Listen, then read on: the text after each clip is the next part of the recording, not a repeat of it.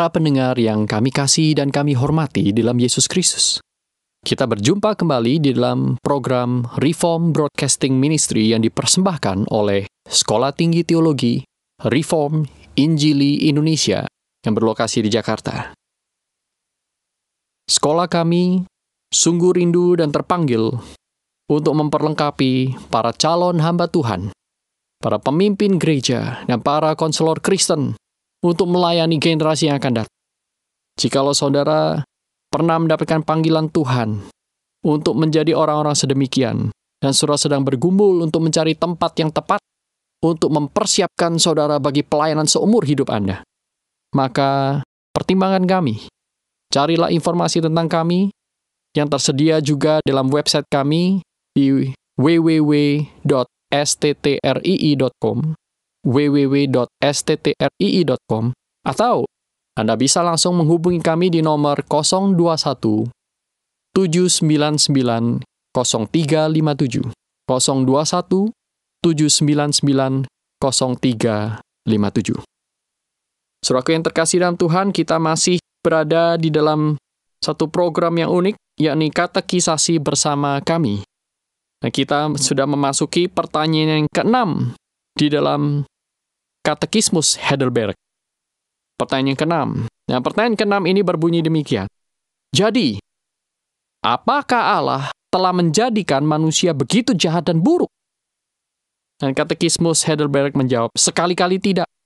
Tetapi Allah telah menjadikan manusia baik dan menurut gambarnya. Artinya, dengan kebenaran dan kesucian yang sejati, supaya manusia dapat mengenal Allah penciptanya secara benar, mengasihinya dengan sebulat hati, dan hidup bersama Dia dalam kebahagiaan yang kekal untuk memuji dan memuliakan Dia. Nah, saudara yang terkasih dalam Tuhan, dalam acara yang terdahulu di sana kita melihat bahwa kita, manusia, setelah kita jatuh ke dalam dosa, kita tidak hanya berdosa di dalam karakter, tidak hanya berdosa dalam sifat-sifat, tidak hanya berdosa di dalam tingkah laku kita atau kebiasaan-kebiasaan kita sehari-hari. Tetapi dosa itu sudah merasuk sampai mewarnai natur kita sebagai manusia. Sehingga apapun yang kita pikirkan, apapun yang kita rancangkan, emosi-emosi kita, itu bukan lagi emosi-emosi atau aktivitas atau rancangan atau pikiran intelektual yang didasarkan kepada kasih kepada Allah dan kasih kepada sesama. Dan di sini kita melihat bahwa dosa itu begitu serius karena sudah merusak tatanan ciptaan yang Allah sudah berikan kepada manusia dan ciptaan yang lain. Yaitu Allah menghendaki manusia untuk mengasihi Allah dan mengasihi sesamanya.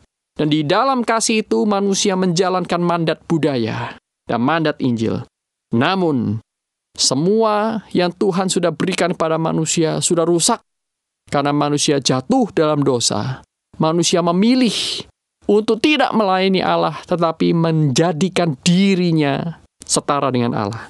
Dan saudaraku yang terkasih dalam Tuhan, maka tidak mengherankan ada orang bertanya, kalau rusaknya itu sedemikian rupa, apakah sebenarnya kita itu tidak boleh mencurigai bahwa Allah sendiri yang merusaknya?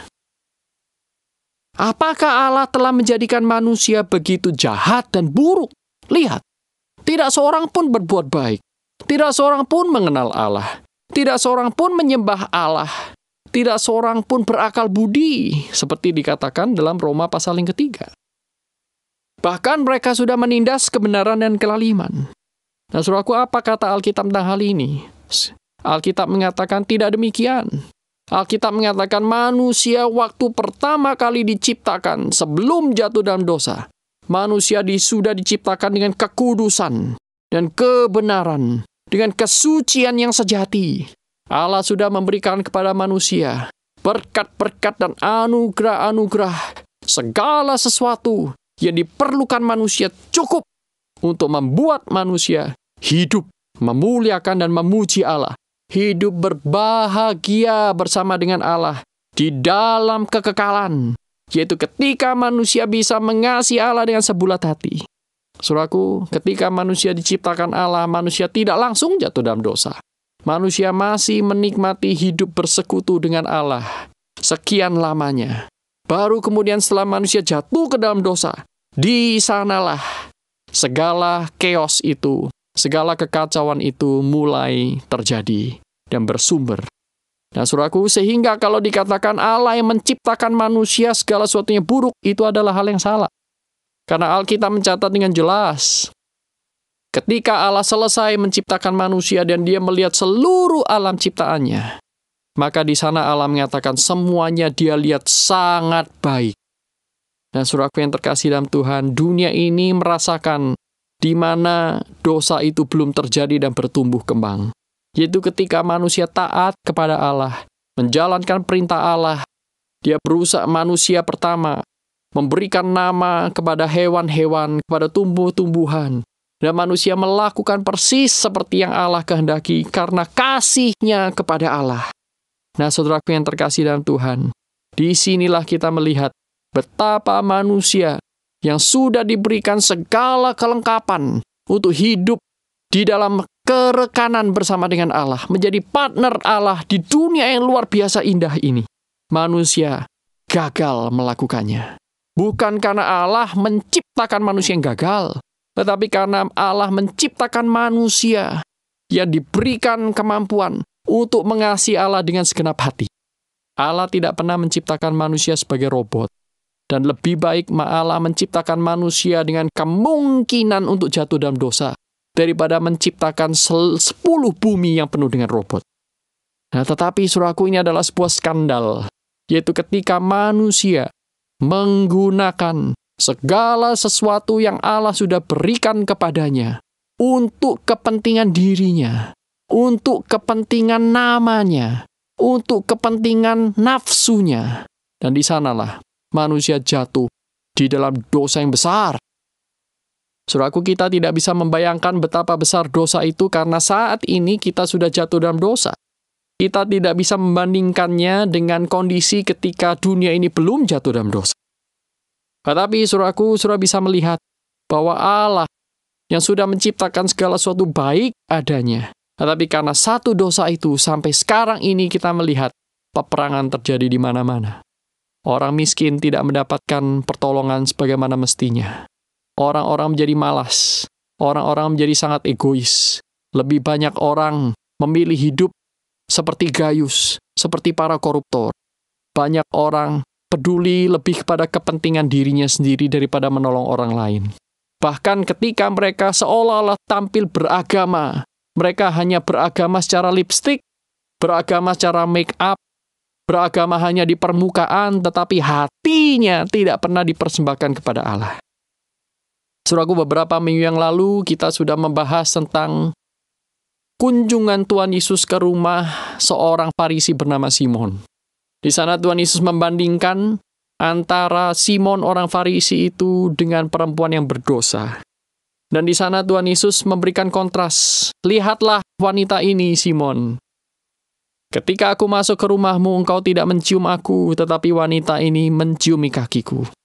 Ketika aku masuk, engkau tidak memberikan aku baskom untuk mencuci kakiku, tetapi wanita ini mencuci kakiku dengan air matanya. Ketika aku masuk, engkau tidak menyambut aku, tetapi wanita ini tak henti-hentinya mengusap kakiku dengan rambutnya. Saudaraku yang terkasih dalam Tuhan, Tuhan Yesus memberikan kontras antara dua macam orang yang secara luar lahiriah orang melihat yang satu lebih beragama dari yang lain. Orang Farisi tentu lebih beragama. Tetapi bukan itu yang Tuhan lihat. Ketika Simon orang Farisi mengundang Yesus seolah-olah melayani Yesus, tetapi hatinya tidak dipenuhi dengan iman. Dia masih bertanya, apakah dia ini benar-benar nabi? Apakah dia tahu bahwa wanita ini orang berdosa? Ketika Tuhan Yesus datang ke rumahnya, Simon membuka pintu rumahnya. Tetapi wanita berdosa itu membuka pintu hatinya. Ketika Simon membuka dompetnya, saudaraku, untuk membeli makanan, menjamu orang-orang di sana, untuk mendapatkan harga diri buat dirinya sendiri, supaya namanya dikenal orang sebagai orang yang saleh, orang yang generous, orang yang ramah, murah hati, mau menraktir banyak orang. Tetapi wanita ini mencurahkan seluruh harga dirinya. Dia keluar di siang hari bolong, menemui Yesus, dia dicaci maki, tetapi dia tahu, dia lakukan itu dengan kasih. Saudaraku yang terkasih dalam Tuhan, mengapa manusia menjadi begitu jahat dan buruk? Karena manusia sudah jatuh ke dalam dosa. Manusia kehilangan arah. Apapun yang manusia lakukan, itu bukan lagi untuk memuliakan Allah, tetapi untuk dirinya, si akunya yang lama. Kalau Roma 11 ayat 36 itu mencatat doksologi orang-orang yang sudah diubahkan oleh Tuhan. Yaitu bahwa segala sesuatu adalah dari Allah, oleh Allah, kepada Allah, bagi Allah kemuliaan sampai selama-lamanya. Maka orang-orang yang ada di luar Tuhan mempunyai kodrat, mempunyai natur yang begitu jahat, yang buruk, sehingga mereka itu berkata dengan doksologi yang sama seperti ini, sebab segala sesuatu adalah dari aku, oleh aku, kepadaku, dan bagiku kemuliaan sampai selama-lamanya. Saudaraku, adakah kita itu sudah begitu jauh dari Tuhan? Apakah yang sedang kita lakukan saat ini? Ketika kita beribadah, adakah kita itu beribadah dengan kasih kepada Tuhan? Ketika kita mengasihi keluarga kita, adakah kita mengasihi mereka dengan kasih dari Tuhan? Atau sebenarnya kita melakukan hanya karena kewajiban, karena supaya dipandang baik? Apakah ketika saudara memberikan uang persembahan, saudara betul-betul memberikan keluar dari kasih yang terdalam kepada Tuhan? Atau sebenarnya saudara itu ingin hanya untuk menebus rasa bersalah? Karena saudara sudah mempunyai banyak uang dan tidak memberikan uang untuk orang lain. Saudaraku, marilah kita meneliti, menyelidiki diri kita masing-masing. Heidelberg Katekismus Heidelberg mengatakan, saudaraku, Allah tidak menciptakan kita untuk hidup bagi diri sendiri. Tapi Allah menciptakan kita dengan kebenaran dan kesucian yang sejati, supaya manusia, saudara dan saya, dapat mengenal Allah penciptanya secara benar, mengasihinya dengan sebulat hati, dan hidup bersama Dia dalam kebahagiaan yang kekal, untuk memuji dan memuliakan Dia. Saudaraku, sudahkah hal-hal ini menjadi tujuan hidup kita? Sudahkah mengasihi Allah itu menjadi kerinduan kita yang setiap hari terus-menerus kita usahakan? Atau sebaliknya, saudaraku, kita terus-menerus hidup kita, pikiran kita, perasaan kita dikuasai oleh hal-hal yang fana? Marilah kita belajar rendah hati, kita belajar mengasihi Tuhan, dan belajar memuliakan Tuhan setiap hari, saudaraku. Karena Tuhan menciptakan kita dengan sempurna, dengan baik. Seperti demikian pada mulanya. Namun, manusia yang begitu jahat dan buruk menjadi begitu jahat dan buruk karena dosa sudah merusaknya. Ini adalah sebuah tragedi, sebuah skandal yang besar. Dan, sekali lagi, saudaraku, ini menyangkut natur dan kodrat. Artinya, bahwa lebih dalam daripada perbuatan, tingkah laku, maupun kebiasaan-kebiasaan setiap hari. Dosa itu sudah merasuk kita. Sehingga kalau kita mengerti bahwa dosa itu sedemikian dalam, sedemikian menjalar dalam hidup kita, maka untuk menyelesaikan dosa, tidak bisa dengan hal-hal yang superficial atau di permukaan. Kita tidak bisa mengangkat atau mencabut akar-akar dosa hanya dengan mengubah kebiasaan. Tidak pula kita bisa mencabut akar-akar dosa hanya dengan melakukan hal-hal yang selama ini kita belum pernah lakukan. Tetapi, saudaraku, segala sesuatu harus dimulai dari akarnya. Perubahan dari Allah itu haruslah bersifat radikal. Kata radikal berasal dari kata Latin, yaitu radix, yang artinya adalah akar. Nah inilah, saudaraku, dari sinilah kita melihat bahwa keselamatan yang Tuhan berikan kepada kita, ada keselamatan yang begitu berharga karena bukan hanya menyelesaikan masalah 1, 2, 3 perbuatan, atau 1, 2, 3 emosi negatif, atau 1, 2, 3 kebiasaan. Tetapi Allah menyelesaikan dari akarnya, dari natur kita sebagai manusia yang berdosa. Dari natur yang terdalam kita. Nah, saudara yang terkasih dalam Tuhan, hari ini kita kembali disadarkan melalui pembacaan firman Tuhan dan pengulasannya, yaitu bahwa kita tidak boleh menyalahkan Allah. Allah menciptakan kita dengan begitu baik. Tetapi ketika kita ini jatuh dalam dosa, itu ada skandal.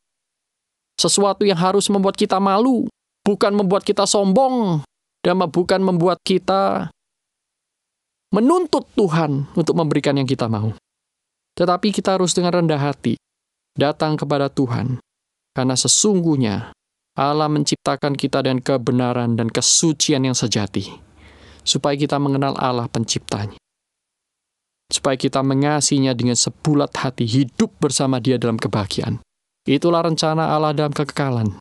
Saudara dan saya diciptakan untuk itu. Bukan untuk diri sendiri, bukan untuk nafsu, bukan untuk memperkaya diri, bukan untuk menginjak-injak orang lain, tetapi untuk memuliakan Tuhan. Nah, saudaraku yang terkasih dalam Tuhan, kiranya perenungan pada hari ini memberikan kepada saudara dan saya itu inspirasi, mendorong kita untuk hidup di jalan yang benar sesuai dengan tujuan Tuhan. Biarlah Tuhan memberkati kita semua. Bersama dengan kami, Reform Broadcasting Ministry, Sekolah Tinggi Teologi, Reform Injili Indonesia, yang berlokasi di Jakarta. Shalom.